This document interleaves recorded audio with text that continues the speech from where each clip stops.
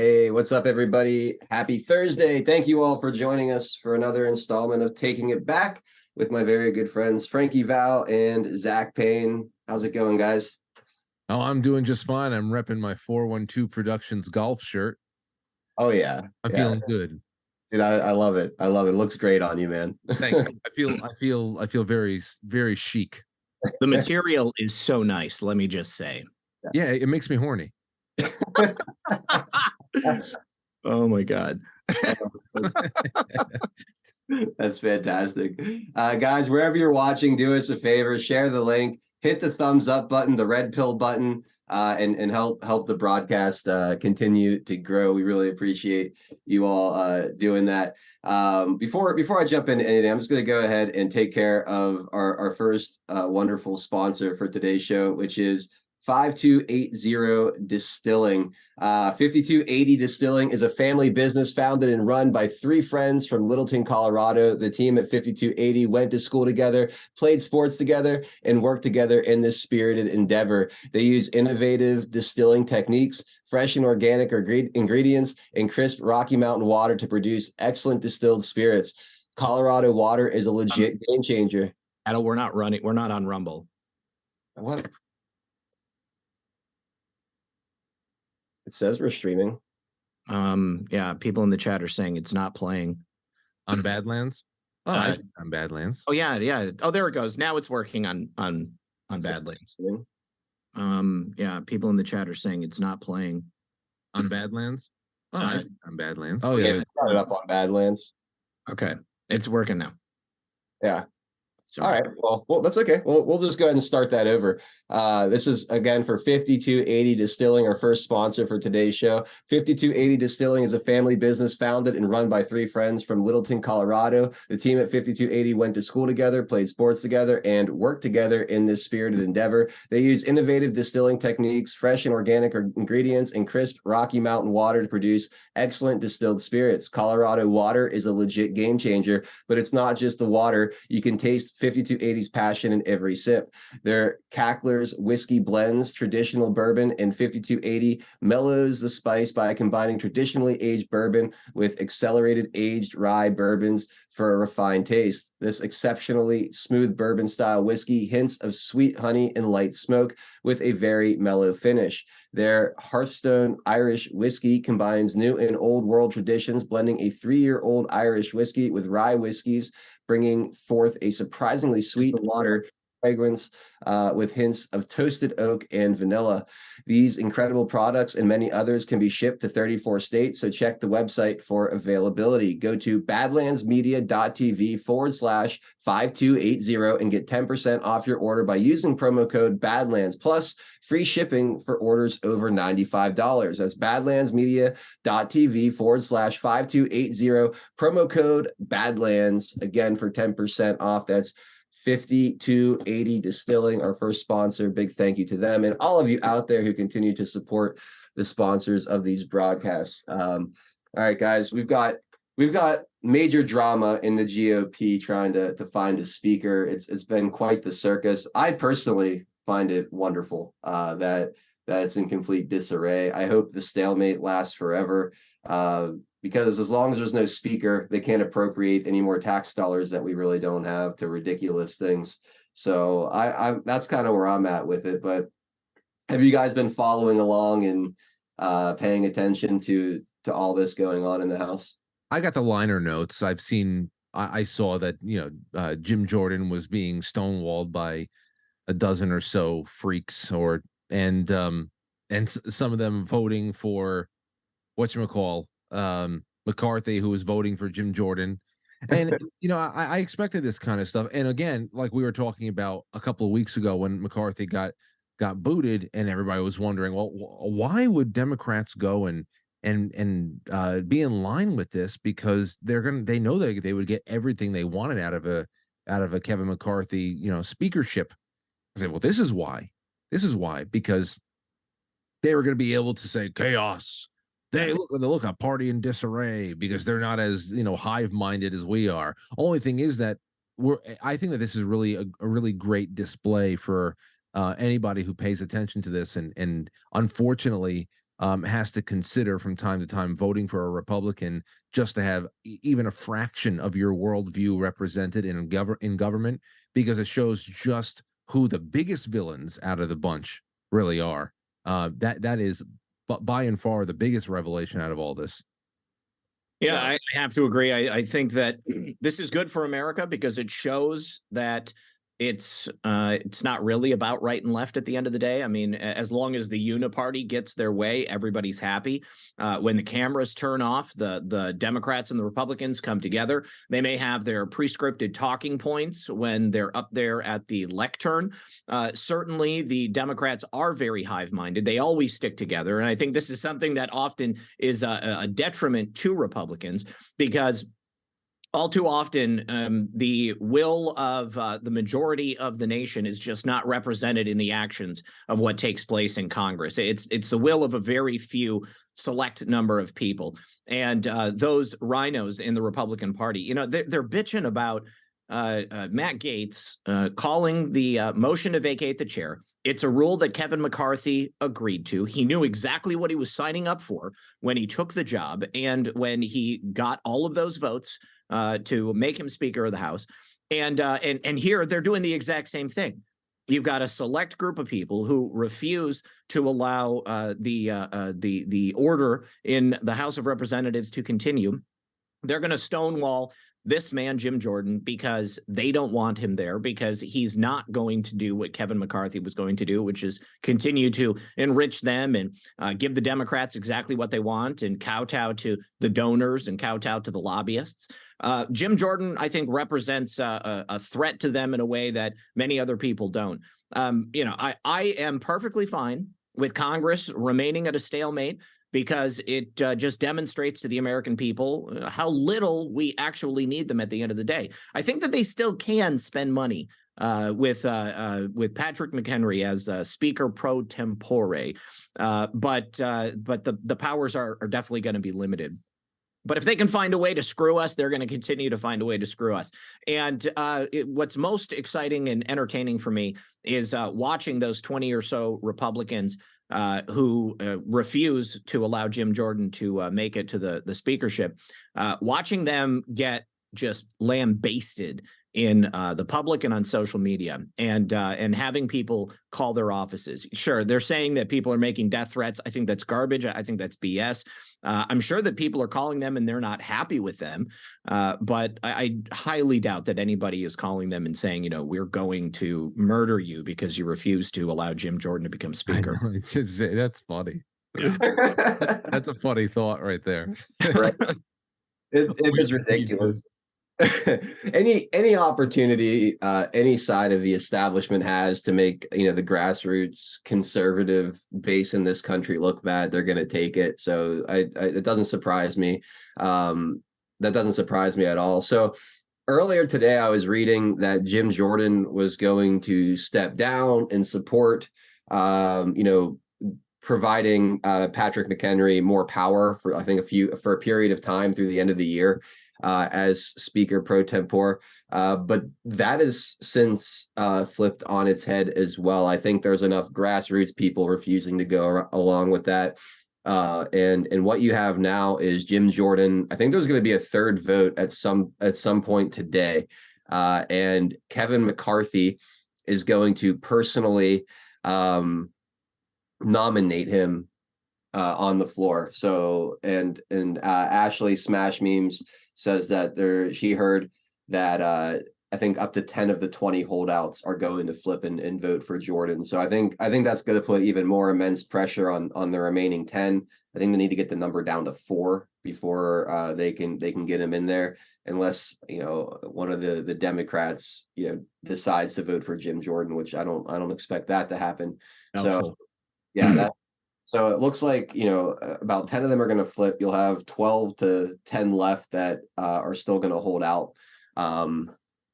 Yeah, so that's where that stands right now. But I'm very happy to see that they're not going to do the speaker pro tempore thing and kind of give him the power a normal speaker would have for a short period of time, because you could kind of see that going the same route as like the continuing resolution thing, where it never really moves, and he he basically conducts business like McCarthy would anyway, and nothing else is accomplished, right? They would want nothing more than just have a long string of stopgap measures, because they don't really care about anything except keeping the gravy train rolling. That's all. That's what the continuing resolutions are really all about. Let's just keep this gigantic, huge standard sum of money constantly being renewed, so we can go off and organize the I don't know, rallies and talk to all of our friends on MSNBC. So it's, who knows? I haven't, honestly, I've never really even looked at what the limited powers are for the speaker pro tempore. I'd love to get it all lined out and have it, pretty much compare and contrast to being speaker. I wonder where the limitations are. That's a good question, Frank. I don't know exactly where one ends and the other begins as far as I can tell you. Oh, well, thank you, Zach. So an elected speaker pro tempore may appoint conferees, administer the oath of office to a member-elect, and preside at a joint session of Congress. Now, a Speaker of the House would be responsible also for administering the oath of office to members of the U.S. House of Representatives, giving members permission to speak on the House floor. I would imagine a Speaker pro tempore is going to be able to do that too. Designating other members to serve as Speaker pro tempore. The Speaker pro tempore couldn't do that probably. And then counting and declaring all votes, appointing members to committees, and sending bills to the floor. So I think probably just the regular day-to-day operations that the regular speaker would be able to accomplish. Pro tempore is, and he's basically there to facilitate the election of a new speaker, and in the meantime, that's why they were trying to give him the enhanced powers to allow him to carry on the duties that Kevin McCarthy or Jim Jordan may be doing. Okay, interesting. Here's a funny little insider tweet. This is Anna. If this is actually her account, actually, I don't know. Anna, it's her. Yeah, Anna Polina Luna. It's hard to tell when it's not the silver one, but I guess it's not our representative account. So someone tried to fight Matt Gaetz in conference. This is the second time now. What, like a fist fight? Yeah, apparently. I heard it got really heated. Well, we saw it during the first speaker drama when there was like 15 votes. That second to last vote, who was it? Was it Mike Rogers? Like went and looked like he was going to take a swing at Matt Gaetz, and he had to be held back. Do you guys remember that? I do. Yeah. I don't know who it was this time that that challenged him to a fight, but I love it, man. Matt Gaetz is getting under the skin of the establishment in a way that, I mean, they actually are trying to take him to physical blows over it. It's pretty fantastic. Terrific. It goes to show you just how immature these people are if they don't get their way. Yeah. And you had Steve Bannon yesterday talking about how there were a number of these Congress critters on the Republican side making deals with lobbyists right out in the open to oppose Jordan, lining up jobs for after they're done in office. The whole thing is such a mess. How do you fix the lobbyist problem in Washington, D.C.? I mean, the people that could outlaw lobbyists are the people that directly benefit from them. I know. Yeah, please. It's called. This is going to be very radical. Apply the Constitution as written. You apply the Constitution as written. Congress has fuck all in authority to do anything that would benefit private business like this. The things that they regulate, the industries that they have all of their thumbs stuck in at this point, foreign aid, everything. It's just they would have no power. Now the lobbying would still be there. You'd see people lobbying state representatives in states that are resource rich, and they are doing in that. I mean, there's always going to be corporate interest trying to get in with those who have political power, where the political power is legitimate. But the fact that we have such rampant illegitimacy and almost no rules whatsoever, I mean, that's the real thing here. We can pass more laws to limit the way that lobbyists are interacting with elected officials, or we can also just hold elected officials to the very limited scope of their job. And then they actually hold almost no value to anybody who's trying to bend government to its will. I mean, that's just the easiest way. That is pretty radical, Frank. The problem is that it's a catch-22. I mean, they've already given themselves the power. They've already allowed the fox into the hen house. I mean, lobbyists should not be allowed in the Capitol building. They shouldn't be able to wine and dine these people. The money should be completely taken out. But again, it's already there. They are actively enriching themselves on a regular basis. It's like, I mean, as soon as government is given a power or access to a tax or, some sort of fine or levy that they're going to place upon you, they're not going to relinquish that. They're going to go ahead and keep it. I heard something about in Wisconsin. They put a tax on the people of Wisconsin for like a stadium or something like that. And it was to build the stadium. Well, then they built the stadium and they just kept taxing people. That's disgusting. Yeah. And then never mind. That's it. It's like there's no honor. Like you remember that this is outside of the whole lobbyist issue, but even things like when you start seeing government get behind the solar and the hybrid car movements and things like that, and they're talking about how it's going to save the environment, it's going to save you money and all that. And then when they start realizing that by people actually getting into hybrid cars more and more, that they're not paying nearly as much as they were in gas, and therefore all the gas tax that the states were collecting to go then, waste the money afterwards. But they love having money come in. What they started doing, they started drafting legislation and seeing whether or not it was possible to tax people by the mile that they drove. So, I mean, it's one thing after another. I mean, what do you think all the marijuana stuff is? What do you think cannabis legalization is right now? Now, I'm for complete legalization, but they just pretty much they're decriminalizing so that they can be the arbiter of what needs to be paid, what needs to be kicked up, and all that. It's not real. It's not real, unless of course you're some of the people who are growing it in your backyard and that's loosened up for you. But that's just really why these people are always on top of it. It's never about enhancing a person's personal freedom. No, you can't tax the black market. I back in Michigan before all this stuff popped off with legalized weed, I knew a lot of people who made a lot of money growing weed in illegal grows and selling it in a clandestine manner. And as soon as they started giving out cards and making it so people could sell it legally, they started making a lot less money because there was a lot of that money that ended up having to go to the government. I think they tax it 20% up there in Michigan. It's like a 20% sales tax on the legal marijuana. They also limit how much you can grow, and they did like something really underhanded too. They basically opened the doors. They allowed people to open up all of these shops. It was kind of like a gray zone. And people poured all of this money into making their own shops and building their own grow rooms. And then all of a sudden overnight, they shut everybody down and they forced them to buy like a $100,000 commercial license if they wanted to stay open. And so that basically negated everybody, all the small businessmen. And the only shops that could survive were the ones that were these massive commercial operations that were, corporations traded on NASDAQ or New York Stock Exchange or something like that. Pretty crazy. Wow. That's so dirty. Mm-hmm. But it's, again, not surprising. It's just the way our government operates. All right, so I wanted to play. Real quick, what they really do is they double dip, especially when you get into all the more hard illicit drugs. Our government is the biggest drug dealer in the world. Nobody nobody has a legitimate international drug business without the CIA knowing about it and giving them the okay.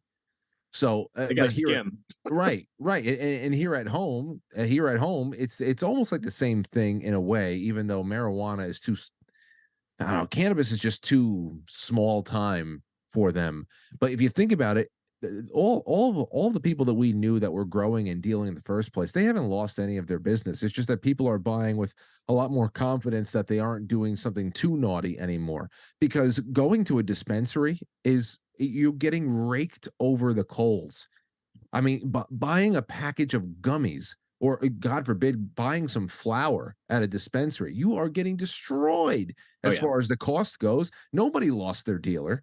Nobody lost it. So I mean, it just pretty much created a situation where some people who want the experience of walking into a dispensary, going through the transaction like you would buy some wine or something else at a liquor store. The government now has their skim, like you said. Other than that, I mean, it's all nothing's really stopping, and the black market continues, or I should say, the independent market now, because it's not too black anymore. It's a little bit more gray. Mm-hmm. So it's always just so weird, and it's just it's so vulturous. Yeah, no, it really is. It really, really is. Here's something kind of related that is incredibly ironic. So I know months and months ago, and time is a blur right now, but we played a video. I think it was Drew Hernandez in San Francisco, and he was going into one of those like clinics where you can go and get a box of syringes and tinfoil and everything you need to like smoke crack or shoot up heroin. Do you guys remember covering that on this show? Oh yeah. So this is ironic, right? New California law to reduce illegal drug activity on social media posts. Keep that shit offline. Put it in the streets. It's hilarious. So Gavin Newsom signed a bill into law on October 10th, allowing individuals to seek court orders requiring social media companies to remove posts related to illegal drug activity, designed to stem the online flow of narcotics, including fentanyl, cocaine, heroin, and methamphetamine. Senate Bill 60, authored by Senator Tom Unberg, provides legal authority for a court to order posts removed containing offers to administer, furnish, give away, import, sell, or transport any controlled substances regulated by California law. So it cracks me up. I mean, you can't put it online, but you could stop into any corner store there in California and get all the supplies you need to shoot it up. They have these designated zones for doing the drugs. I mean, I don't get it. I don't get it either. It's because there's been an explosion like in the last 10 years in young people like purchasing those kinds of drugs through Instagram. Like dealers will like get a new bag of whatever it might be, heroin, cocaine, Molly, ecstasy, whatever it is, and then they take pictures, they put it on their profile, they have their phone number right there, and then somebody DMs them, and then they can go ahead and deliver that stuff. So they want to appear to make it more difficult for young people to get addicted to drugs, but they really just want to keep these drug markets in certain places. Say in like the impoverished areas of town. They want to keep it out of the suburbs if they can. Yeah. Okay. That makes sense. All right. Before I do our next sponsor, there was a couple Rumble rants from our friend Untitled 82. And he says, and just like that, everyone forgot about the Maui fires, missing children and people. Thoughts on any updates with that, the Maui fires? I'll be honest, it's not something I have covered or read up on in the last couple of weeks. I'm guilty of being kind of distracted by some of the new shiny objects in the news cycle. So I really don't know. I don't know if any of you guys have seen anything recently. Lisa and I were just talking about it yesterday. And the truth is, like, even people in Maui appear to have like stopped reporting on it. I mean, there was a steady stream of information coming out for a long time, and it basically just stopped. There were a couple of people who were like heavily giving good information, lots of video, lots of pictures, and they basically got their lives destroyed. They got ran out of Maui. There was this guy, Jeff Cygnus. He was doing some real good work. He had to leave Maui. He moved out of the state of Hawaii. There's another guy, Hawaii Real Estate, who was doing really good work, and they basically got him fired from his job. He raised a ton of money for people in Maui, and he started a nonprofit, and they essentially accused him of grifting and stealing money, and so he just like shut it all down. Really sad stuff.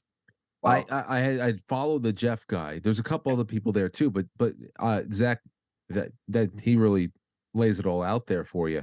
The media had jumped off of that train first, as we knew it was going to be. Once the fires had stopped, and once people like Oprah and The Rock started getting rejected by the public, it was more so them just retreating into the background, and that's when individuals who are on the ground, who are pretty much trying to message in a bottle information out of the island chain, just for the internet to do. I mean, that it started drying up, and that it's our only way of looking in on that. And we knew that we weren't going to get any sufficient updates from the corporate media.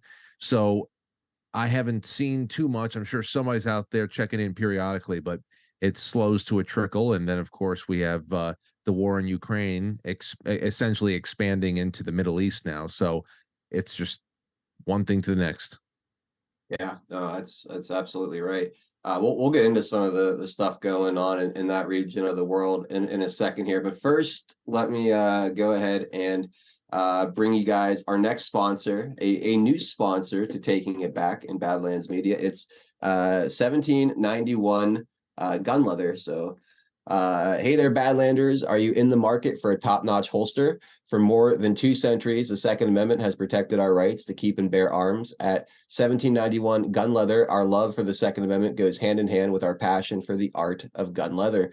1791 Gun Leather holsters mold to just about any handgun, whether you prefer IWB inside the waistband or outside the waistband carry, or you're looking for the perfect everyday carry solution. What sets 1791 apart? They only use 100% certified American heavy native steer hide, and their team incorporates 4 generations of professional leather artisans into the mastery of both beautiful craftsmanship and functionality found in each holster. Their love for leather goods led them to create everyday carry items designed to help Americans always keep their essentials close by. Each 1791 Gun Leather product is a testament to their unwavering commitment to excellence.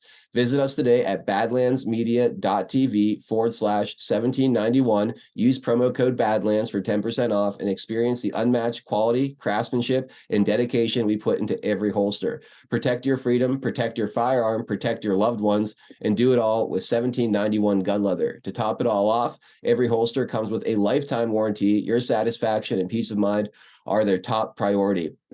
That's badlandsmedia.tv/1791, promo code Badlands for 10% off. And there's nothing better than having a good, comfortable holster for your carry. So go check that out. Again, badlands.tv or badlandsmedia.tv/1791, promo code Badlands. And then we also have a message from our good buddy, Mike Lindell over at My Pillow. My Towels solved a problem that we've all had with towels. You go into the stores and they feel lotiony and soft, but then you get them home and they wind dry you.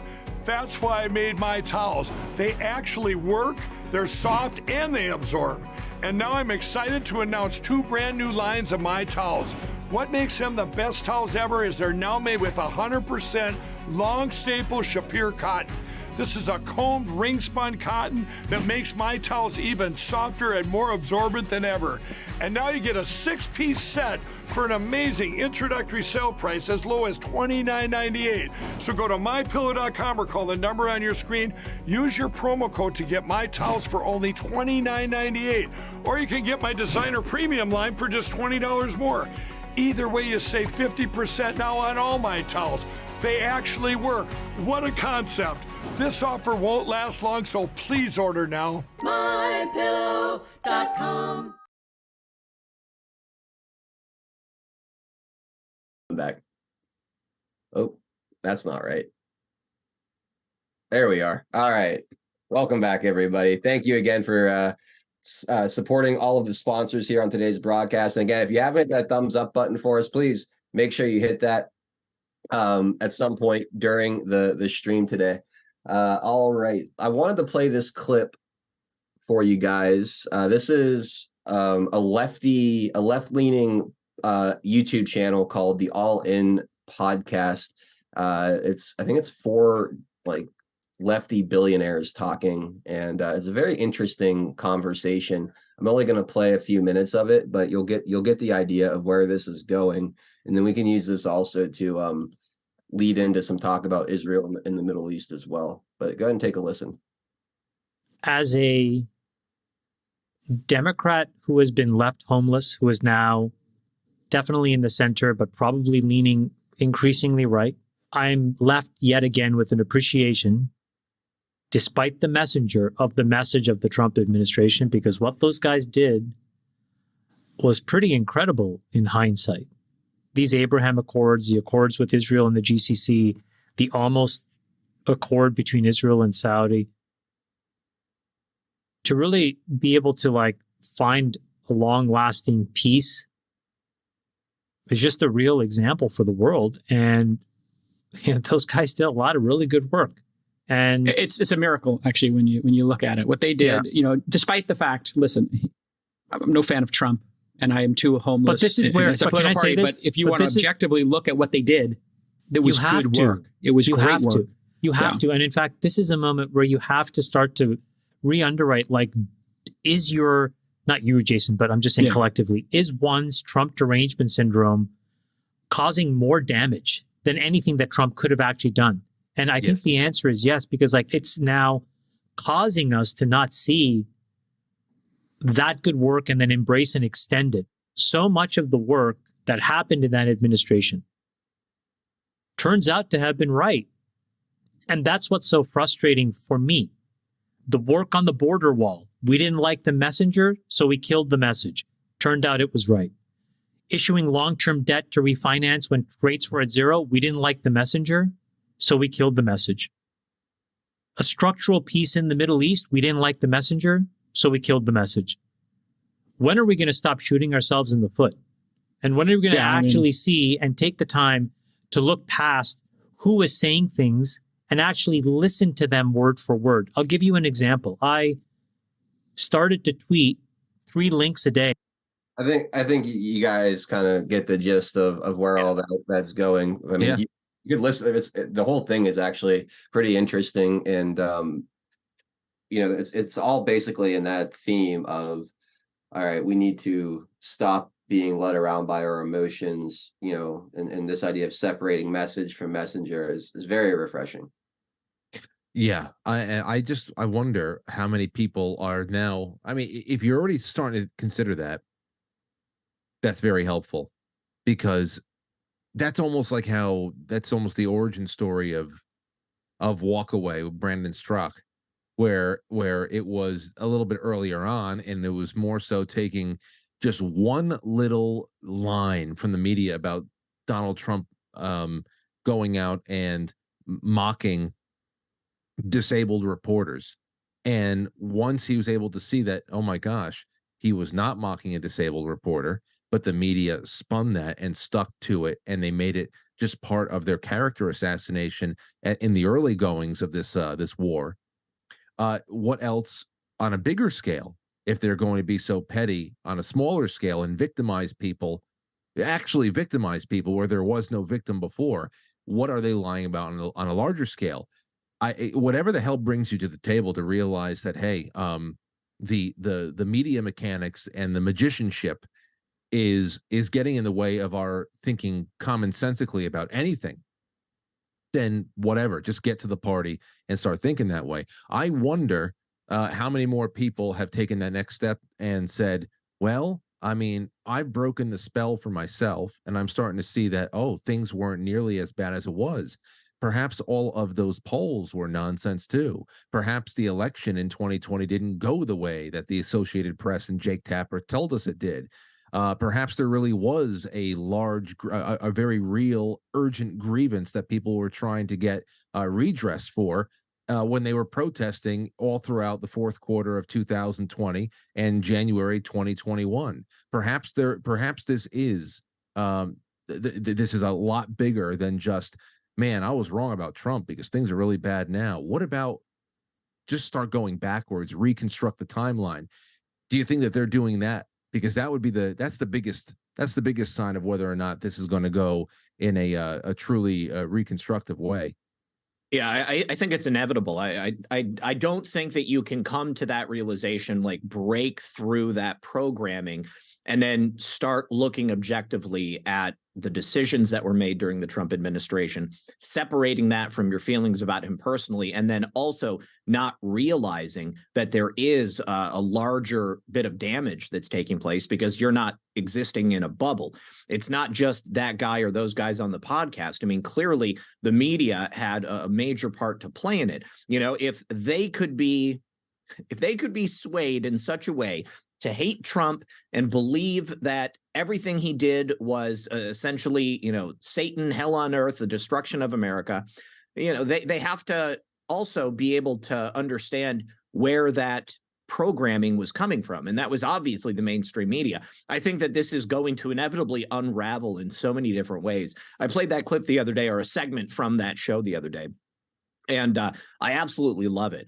You know, I mean, it's a powerful thing to see these people on the left that they can now admit, hey, you know, as I'm pushed farther to the right, I'm getting more honest information, and I'm also able to be more honest with myself because they can see what's happening when America is saddled with exactly what they asked for. They hated Donald Trump. They wanted the exact opposite of Donald Trump. The vast majority of Americans may not have voted that way, certainly didn't. And here we are. We're in this position largely because they willed it into existence. Yep. No, I mean it's really interesting to see. And I go back. I know, Zach, you covered the Q post pretty closely. Frank, I know you kind of more watched from the outside on that. But one of the last things he said was, you know, people need to feel the pain. They need to go through it. They need to really experience this kind of, and I'm paraphrasing here, but this kind of A/B comparison in back-to-back order to really understand the scam, and they're not going to be able to get past that emotional wall or that hatred or fear to see things logically until things really start affecting their lives and really start putting them really just personally affecting their day-to-day lives. And I think there's so much truth to that, and I think this is like an example of seeing the very start of that. I'm no fan of Trump, but I'm starting to come around to some of the things he pushed for, right? Fine. Yeah. Fine. Because you know what? Whether you're a fan of Trump or not, his political viability is running out. And that has nothing to do with what we do going forward 4 years from now, 5 years from now. You know, it just, I'm not, you know, that whole, I hate it as a disclaimer, because it's just one of those things. There's so many disclaimers that come with these conversations now.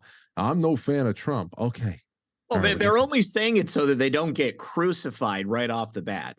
It's like if they didn't have a disclaimer, then I think that the people who haven't fully broken out of that programming yet would immediately shut down the message. You know, I mean, they wouldn't be able to absorb it at all. You know, it's like, you know, hey, you know, Trump was an asshole. I didn't like him. But let's be honest about what's going on, because by the end of that conversation, if they have been able to absorb the information, then they can perhaps come around to the fact that, wow, Trump wasn't terrible. He wasn't a bad guy. You know, maybe he acted differently than other politicians we've had. But what did career politicians give us except this morass that we find ourselves enthralled in? Yeah, absolutely. You know, he talked about the Middle East, and you know, we'll kind of use that as a segue here. Obviously, things are absolutely insane over there. I want to start the conversation around this topic though with a tweet by Charlie Kirk that I took some exception to. I'm curious what you guys think of this tweet. Charlie Kirk says the deaths of women and children in Gaza are the fault of Hamas, not Israel. Just like the deaths in Japan during World War II were the fault of Japan, not America. When a government engages in unprovoked murderous aggression, they are to blame for everything that results. I don't know what you guys think about that, but I thought that was just kind of a little bloodthirsty for my taste. I don't know, like this whole idea that, okay, Israel can now do whatever they want and their hands are clean. You have to understand, in the mind of someone like Charlie Kirk, that is the least anti-Semitic thing he could ever say, and that's the most important thing. You know, I mean, how can you ever be called an anti-Semite when you have even paved the logical pathway for Israel to just blow up civilian locations? I mean, what's left of Palestine anyway? But small strips of civilian locations. There's no land left. But I mean, hey, it's that's why I stay out of this, because I really don't find much to be very redeemable about everything that's going on there for generations now. The first real crime committed is the first real grievance is, of course, the reappropriating of land from Palestine into something else. Well, you can also go back to the Romans kicking the Jews out. Oh yeah, absolutely. But then again, who's the arbiter? Yeah. Who's the arbiter? And that's what I'm saying. Who's the arbiter? And in that respect, to see Israel created in 1948, knowing everything that led up to that, knowing the kind of the machinery behind the scenes that was leading up to that, still, I have no problem with Israel being a thing today. That it's just really another story of conquest. I mean, are you going to conquer a land with a large army? You're going to conquer. You're going to have a land gifted to you. Is it going to be a war in a courtroom or what? I mean, it's just a story of conquest. Now, what happens from there? It's just now you're just talking about generations of people who, by and large, are just hate the other side because of family that have been killed, friends that have been killed. Both of them have grievances. It's been ugly nonstop. But what we are given in modern day right over here is what line are we going to toe, and who are we going to throw down with? And honestly, again, here's the entire world having to take sides on a feud that is happening thousands of miles away, no matter where you live. And I think some people like Adel, I mean, you have a little bit more of a tie-in to the region than most of us. But as an American, I don't want anything to do with this. It is very, very dangerous. It's a very dangerous situation. And our alliances, these I don't know, these tripwire alliances, is how you get entire places destroyed, flattened. You have a world that goes to war, and that's eventually the reason why this is so sticky situation, is because I think that's really where we're heading. Right off the bat, you had people drawing a line from Hamas to Iran to Russia to China. So they're essentially building up the new Axis powers for us. You know, I just see so much going on wrong here, and I don't even care to take a stance. So the way I see it, you're right. Like my dad's side of my family is from Palestine. They live in Jordan now. My dad's actually over there right now in Jordan, which is kind of crazy. But I agree with the reappropriation of the land. Obviously, I'm very much against that, and I don't agree with the modern creation of the state of Israel. But since that point, and the wars were fought, they were lost. The leaders of these Arab nations have squandered tremendous amounts of resources rather than create a more prosperous living situation for the people in their nations. And they have focused more on terror and war rather than building their economies and doing right by their people. So I look at both sides as a net negative to humanity. Honestly, the Hamas, the Hezbollahs, the mullahs, I mean, they're a net negative to humanity. And I look at the state of Israel, the government, not the people. Again, I get attacked every time I talk about this, but I don't really care. But I look at the state of Israel as a net negative to humanity as well. So to me, it's two sides. Neither one of them does anything really positive for the world, in my opinion. And all they seem to do is drag this country, not even kicking and screaming, very willingly, with the politicians we have, into dumping tremendous amounts of resources and human life into these regions that it just doesn't need to happen. So that's kind of where I stand on it. The whole thing's a mess. Like I said, I don't think either side is necessarily right. And I feel like, just speaking from the Palestinian and Arab side of things, while yes, they were done dirty, back when the modern state of Israel was created. In the 70 plus years since then, they've done very little with what's been given to them to better their situation and move forward. So that's kind of where I stand. Yeah, I mean, I absolutely agree. I mean, the problem is the governments of both of these nations, because there could have been some sort of an agreement, a lasting peace that was made at some time in the past, but it is always about that little tit for tat. Oh well, this has been done to us, so now we have to do that to them, and it's there's no clear cut argument. There's no good guys or bad guys here. I don't want anybody to die. I don't want anybody to be treated like second class citizen. I think everybody should have the right to life, liberty, and the pursuit of happiness. But it's not going to happen when you've got two groups of people who feel that they can't live in peace and harmony with the other, and they have this Hatfield and McCoy type of view of the other side. Everybody is evil when you look across the wall, and you got to get rid of them. And of course, Hamas attacking Israel in any form, it's going to result in bloodshed. It's good. People are going to die. There's going to be a continued escalation of it. And the Muslims, they welcome that, because it's used as a propaganda tool.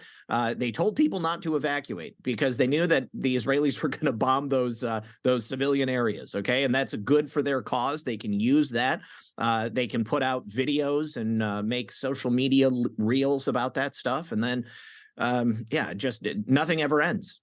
Yeah, the human life on both sides, when it gets down to the fighting, they're willing to crack as many eggs as possible to make an omelet, and it's a really bloody omelet. That's why I just, and let's not forget here that all roads point to stand down on Netanyahu's case.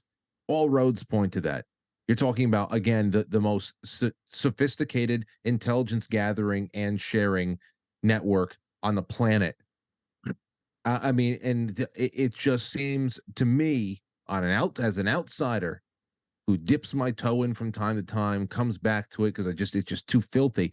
I feel like in many ways Israel was set up to slowly sacrifice Jews to actually work against, a state that is supposed to be set up to protect them, and they put them in harm, just like the ADL, I believe, ironically, and maybe it's unironically. It might be ironic to outsiders, but I think unironically, the ADL works to get people to feel resentment toward Jewish special interest. It's always that way, because then, of course, you get to capitalize on the immense power that is created through victimization.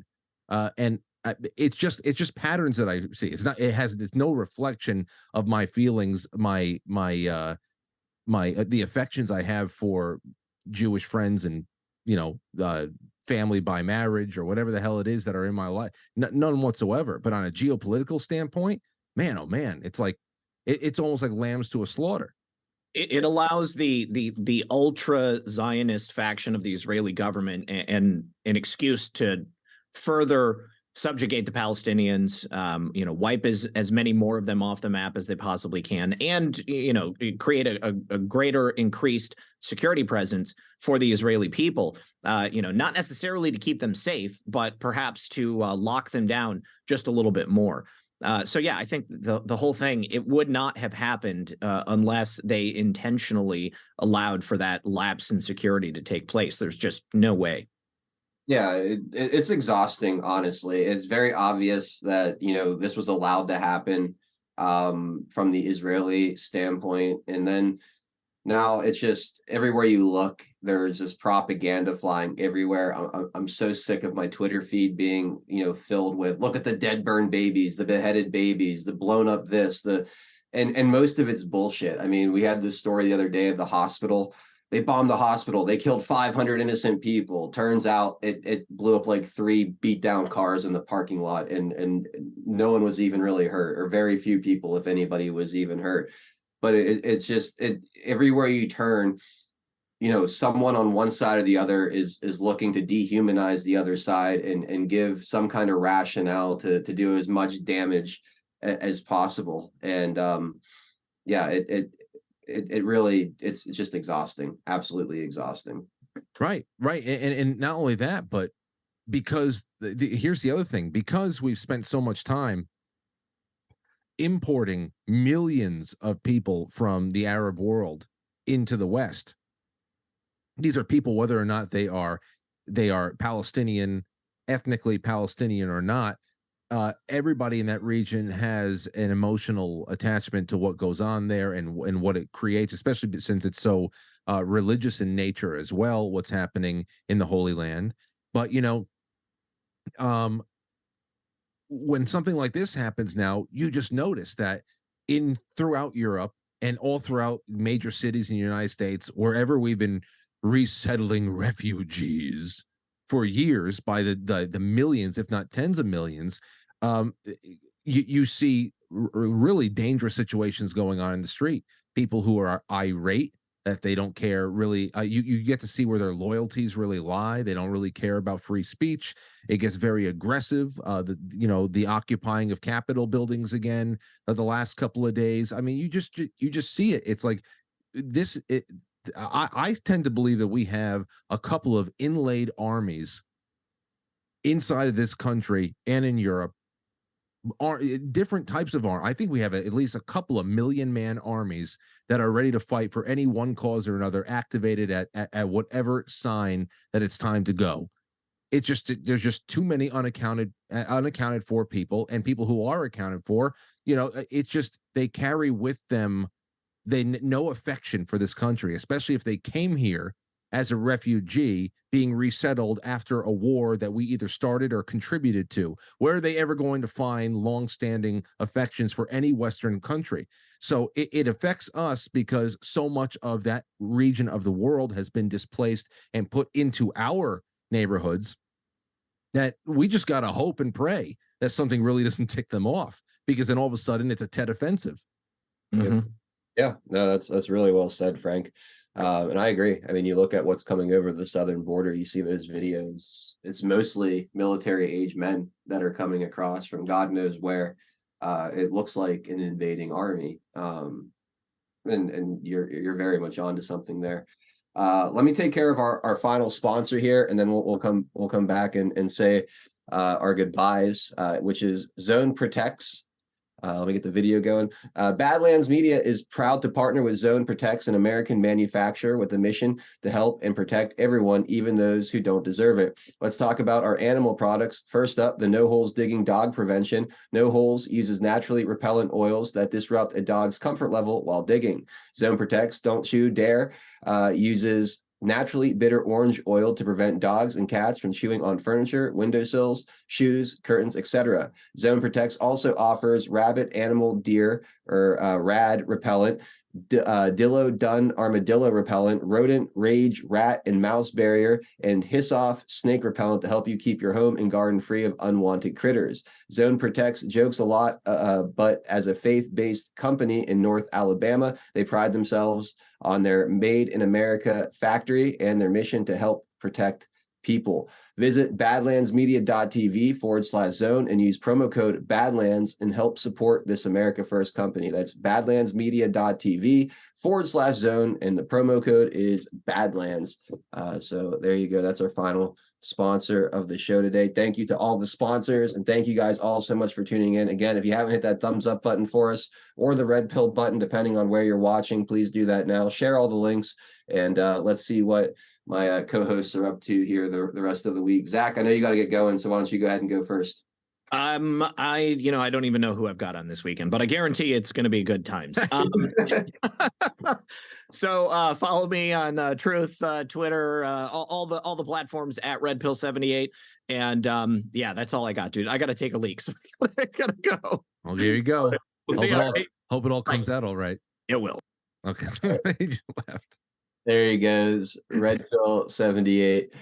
Zach Payne. He's great. And he's going to be live here in 2 minutes over on his channel. Frank. After he goes wee, of course. After he empties the tanks.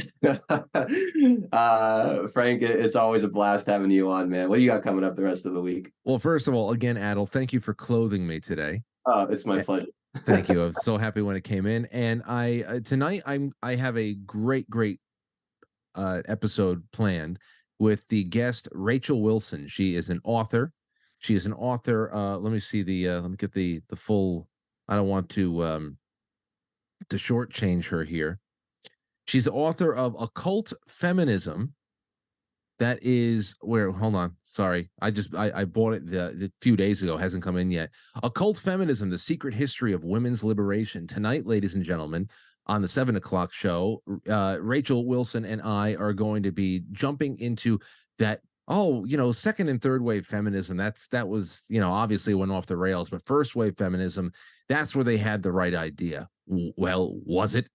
We're going to jump into the real gears behind that clock, and it's going to be, don't miss it. It's going to be a really good time. As far as tomorrow, it'll just be a little bit more of a laid back Friday, picking up some pieces from along the week we didn't get around to, tying up some loose ends, and that's it for me. Awesome, man. Thank you so much for the time. I always really appreciate it. And maybe one day here before the holidays, one of these weekends, I'll make the road trip up and come join you for. Oh, dude. Quite frankly. Yeah, man. I've been wanting to do this. We've been kind of talking about it for, I feel like, about a year, and it just hasn't worked out. But I feel like this fall we could definitely make that happen if you're. Well, you let me know when your schedule starts getting a little bit more flexible, and you can slip in a Pittsburgh. That might be somewhere around 6 hours. That's nothing. We could do that. That's nothing. Yeah, all right. Well, thanks again, man. All right. Thank you, Frank. Have a great one. Later. All right. There he goes. Frankie Val, quite frankly.tv. Great friend of the show. Great guy. Does one of the best shows on all of independent media. He goes live from 7 to 9 p.m. Eastern time, Monday through Friday. You got to go check him out if you haven't on his regular broadcast. And then, of course, Zach Payne of Red Pill 78, redpill78news.com. Zach is live literally right after this show. He's probably live right now on his channel, Red Pill 78. So please go and support those two. They're amazing. My name is Adel Nero. My channel is 412 Productions. If you want to come find me, just type that into whatever platform you like to watch on. It's pretty simple. If you want to find me on Twitter, though, it's 412 or at 412 and on Truth Social at 412. So I hope you guys will come and I can earn your follow wherever it is you like to hang out online. Otherwise, I'll be back. I'll be on tomorrow at 4 o'clock. My show goes from 4 to 6 p.m. Monday, Tuesday, Wednesday, and Friday. Obviously, I spend Thursdays here with you guys. And tomorrow on the second half of our show, we're going to have the legendary Ben Garrison of GurGraphics.com, the political cartoonist. He does amazing work. He joins us every other Friday to come, and we bring his cartoons up on the screen and just have a fun conversation with him and his wonderful wife Tina. They're great people. So very much looking forward to having Ben and Tina on tomorrow. And then on Saturday, going to be doing the Saturday morning chat. We go from 10 to 12:30, 10 to noon 30 Eastern time, 10 a.m. to about, like I said, 12:30 Eastern time. What I do then is we play music. I take your phone calls, and it's just like a casual hangout. All topics are on the table. We usually have great call-ins. People have wonderful stories or really interesting information, research that they want to present. So it's kind of an open table for you guys to come on and hang out with me on air. Again, that's Saturday morning, 10 a.m. to about noon 30. And so 412 Productions, come give us a follow, come hang out. Otherwise, no Matt 1776. I do not have time for overtime today. I really wanted to do it, but unfortunately I have a few things I got to take care of this afternoon. But we will be doing, like I said, call-ins on Saturday. I think next week we should be able to do overtime on Thursday, where I'll extend this broadcast an extra hour. We'll go exclusively into the comfy bunker on pilled.net, which if you haven't checked out pilled.net, if you haven't gotten familiar with pilled.net, I highly recommend that you guys do. It's a great platform. It's grassroots, built by members of this movement, purely free speech. They're not in the app stores. They're not, there's no big tech infrastructure. There's no corporate influence. I mean, there's no weird hate speech clauses in their terms of service. There's no no investments from like the Vanguards or BlackRocks of the world. It's a really, really great up and coming platform that if you haven't gotten over to, if you haven't checked it out, I can't recommend it enough. I really, like I said, it's like the home, the exclusive home for a lot of our content on 412 Productions. So those of you that haven't seen it, that haven't given it a try yet, I highly recommend. It's got everything. It's got posts, threads, live streams, pre-uploaded video. From a content creator standpoint, you can have monthly subscribers to support you. There's monetized chat, so like the gold pill chats are very similar to super chats or other things like that. You have premium content, so if you want to do a subscriber only stream, you could do that kind of thing too as a content creator. There's direct messaging that has a lot of the amazing features from like that you would see on a place like Telegram, groups. There's so many. It's like such a great Swiss Army knife of social media features. I don't think there's anything really out there like it. Again, that's pilled.net. If you guys want to go and check it out, a true grassroots free speech platform, maybe the only true free speech live streaming platform in existence at this moment. It's something special and something I'm very proud to be a part of. Anyway, that is going to do it for the show. Other than I got to read out some gold pill chats over on pilled.net in the comfy bunker. Thank you guys all so much. Those of you who have been supporting today's broadcast. Due diligence with a cookie to start, so a taking it back cookie. Thank you, Floyd. I appreciate it. R. Harrell, thank you for the cookie. Askwatch, thank you for the can. Tough Life says cookie fight. Thank you for the cookie. Eagle Freedom says happy Thursday, Patriots. Thank you so much. Carenza, Vanessa DC, thank you guys for your for the cookies as well. Maven gifting a 1-month subscription that Henry 4570 snagged. Congratulations, Henry. Thank you, Maven. Brewbark says conflicting reports on whether Jordan is still in the fight. From what I'm hearing, he is, but we will see where that goes, and I'm sure we'll be reporting on that more tomorrow. Thank you for the can. Conservative Chris just gifted 2 bronze tier subscriptions, the lucky winners being Eagle Freedom and Tweety52. Congratulations, guys, and thank you, Conservative Chris, for the generosity. Richard Lyles hooking us up with a can. Thank you so much. Stacks with a pair of shades. Amazing. I really appreciate that. Eagle Freedom says Macedonians with a cookie. Thank you very much. Boys Blanc and Lynn's over it. Thank you for the cookie. Quite frankly, TV. Frankie, thank you for the cookie. Says pee pee poo poo. Much love, Frankie. Have a great show tonight, man. Sean Joe, thank you for the cookie. Maven gifting 2 bronze tier subscriptions, 1 by Lynn's Over It, and the Gray Man 74. Congratulations, Lynn and Gray Man. And thank you, Maven, again for the generosity. Tony with a ship. Thank you so much, sir. That's huge. So it's been several weeks since I've gotten to listen live. Much love. As always, please keep up the great work. Thank you, Tony. I really appreciate the ship. That's very generous, and I really, really appreciate it. Delia checking in from Arizona, hooking us up with a cookie. Excuse me.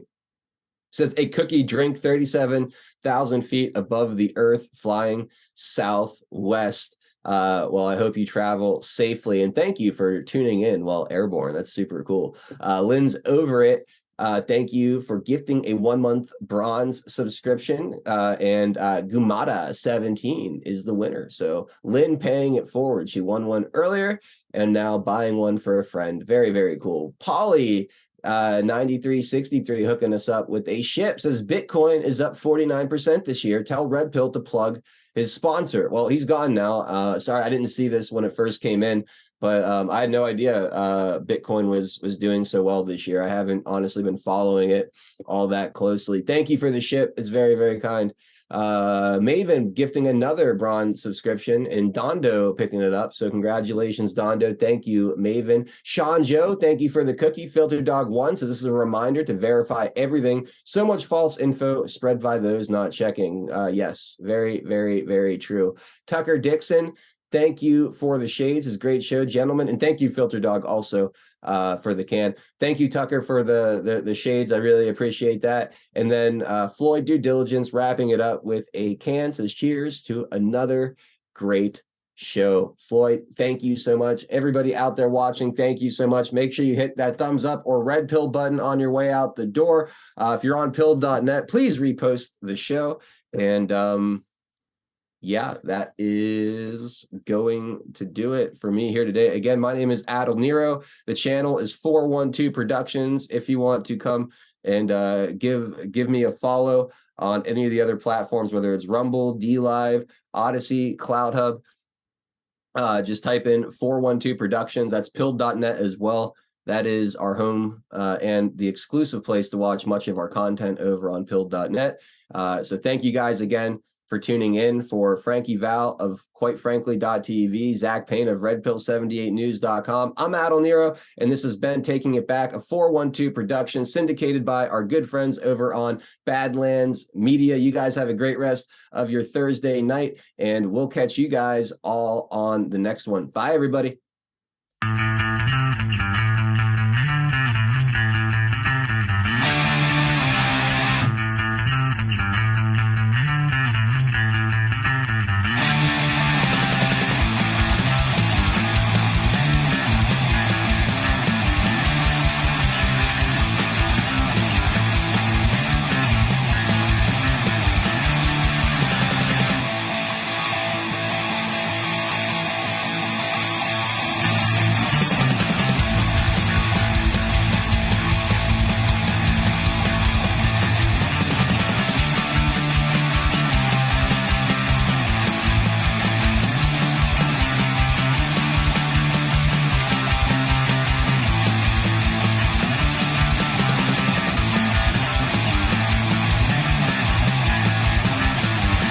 We will make America strong again. We will make America wealthy again. We will make America proud again. We will make America safe again. And yes, together, we will make America great again.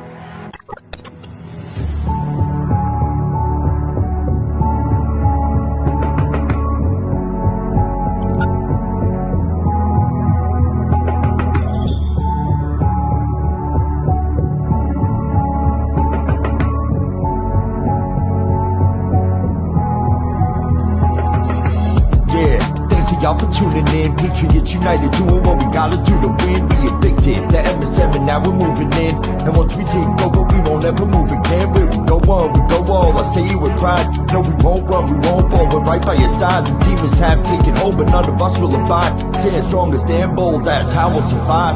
412 is the production. Monday through Friday, deplorable discussions. We're making it hard for the deep state to function. Every time they switch up the narrative, we debunk it. Adel Nero is the power that's controlling the plight. With all the patriots behind them, cause we're all in this fight. So many rhyme for so long, but we're giving them sight. Trapped in the world of darkness, but we're bringing them light. You may even find yourself in a different life. A lot of us have, and honestly, that's perfectly fine. Because exactly where you are at this moment in life is where you're supposed to be at this moment in time. It's all by design, the patriots are holding the line. They must have lost theirs, thinking they're controlling our minds. So many trapped in mental prisons don't know they're confined. They're just slaves in the system till the roles are assigned. That's sad. The good news is that we're waking them up. They have monopolies on minds, but we're breaking them up. Everything you thought was news, they were making it up. When we ascend, all the tyrants won't be making the cut. Let them all burn in the hellscape they create. We the people already mapped out our escape. We hold each other by the hand as we all elevate and go to a different place. They can never get chased. When I look into the future, I can see that it's bright. When this history is written, they will see that we're right. We formed our own community and the circle is tight. But I expand the circle with every word that I write. The pen is sharper than the sword when you wield it with might.